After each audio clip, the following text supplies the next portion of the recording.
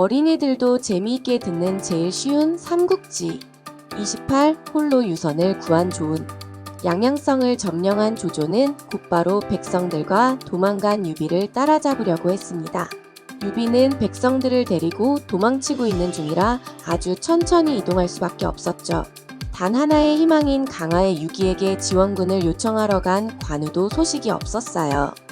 그날 밤 오랜 행군에 지친 백성들이 잠들어 있는 사이 유비군 진영 사이로 조조군의 대군이 물밀듯 밀어닥쳤어요. 대비가 안 된 유비군은 속절없이 사방으로 도망칠 수밖에 없었어요. 다행히 장비가 달려와 유비를 호위해 조조군의 포위를 해치고 빠져나갔습니다.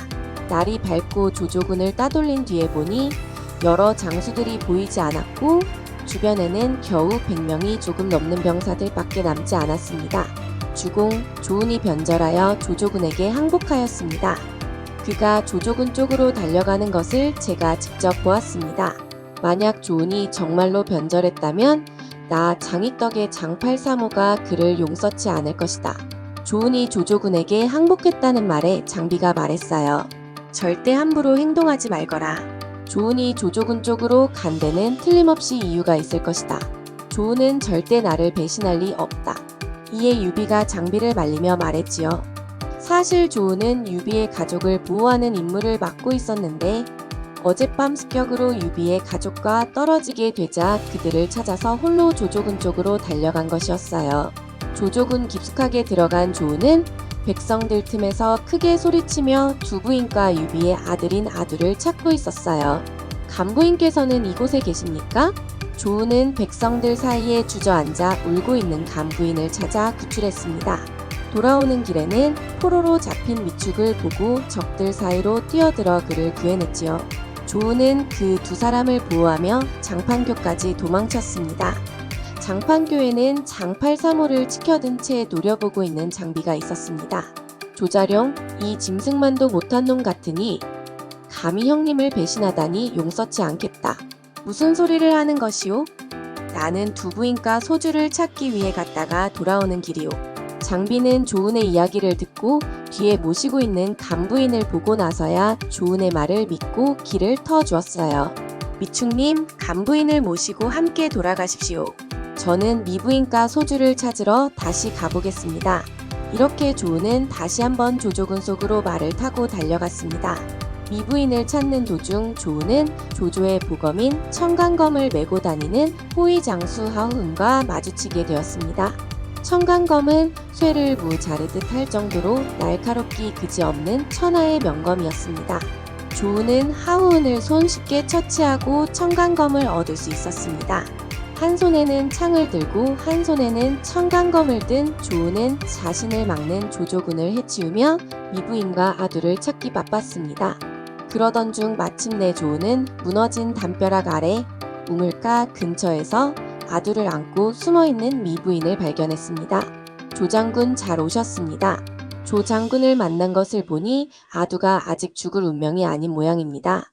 어서 아두를 유황숙께 데려가 주세요. 무슨 일이 있어도 소주와 부인을 안전하게 주군 곁으로 모셔가겠습니다. 아닙니다.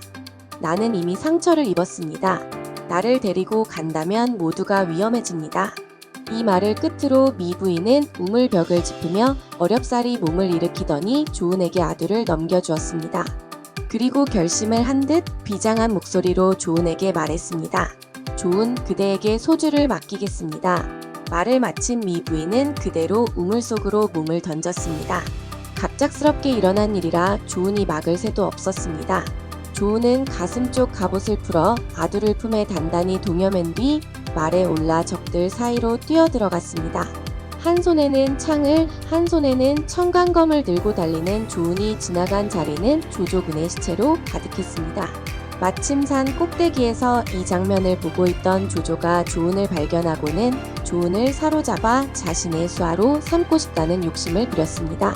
관우에게도 그러더니 조조는 유비군의 장수들에게 특히 많은 눈독을 들이는 것 같네요. 조조는 조은을 사로잡기 위해 주변의 병사들에게 명령을 내렸어요. 절대로 조은에게 화살을 쏘지 말라. 반드시 사로잡아야 한다.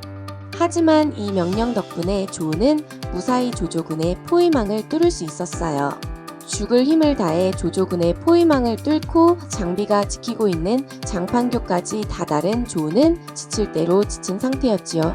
이곳은 나에게 맡기고 형님께 어서 가시오.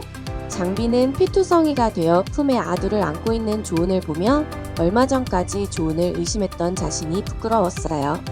그리고는 단 한 명도 이 장판교 다리를 넘어갈 수 없도록 지킬 것이라 다짐했죠. 수천 수만의 포위를 뚫고 아두를 구해온 조은은 유비를 만나자마자 온몸에 힘이 빠져 그대로 주저앉아 무릎을 꿇었어요. 죽여주십시오. 제가 소주와 부인들을 제대로 보살피지 못하여 조은은 울먹거리며 지금까지 있었던 일을 그대로 고하였습니다. 유비는 안타까운 눈으로 아두를 바라보며 말했습니다. 미부인이 아두를 대신해 죽었구나. 겨우 3살밖에 안 된 아이가 무엇을 안다고. 그리고는 유비는 아두를 안더니 풀밭으로 던져버렸어요. 아무것도 모르는 어린아이 하나 때문에 하마터면 아끼는 장수를 잃을 뻔하지 않았느냐 해. 아들이야 다시 낳으면 그만이다. 만약 오늘 겨우 저런 녀석을 구하려다 그대가 죽었다면 나는 아들을 잃은 것보다 더 큰 고통을 느꼈을 것이다. 조우는 크게 감격하여 유비 앞에 엎드린 채 눈물을 비오듯 흘리며 말했습니다. 저를 알아주시는 주공을 만난 것은 평생의 복입니다. 앞으로 제 목숨을 바쳐 주공의 은혜를 갚겠습니다. 다음 편 예고. 조은이 무쌍을 찍고 아두를 구해냈지만 아직도 유비군은 조조군에게 쫓기고 있습니다. 장판교 다리 위에서 수만의 군대를 막겠다는 장비, 지원군을 데리러 가 소식이 없는 관우, 얼마 남지 않은 병사와 뒤따르는 백성들. 과연 유비는 이 위기를 벗어날 수 있을까요? 다음 이야기를 기대해주세요.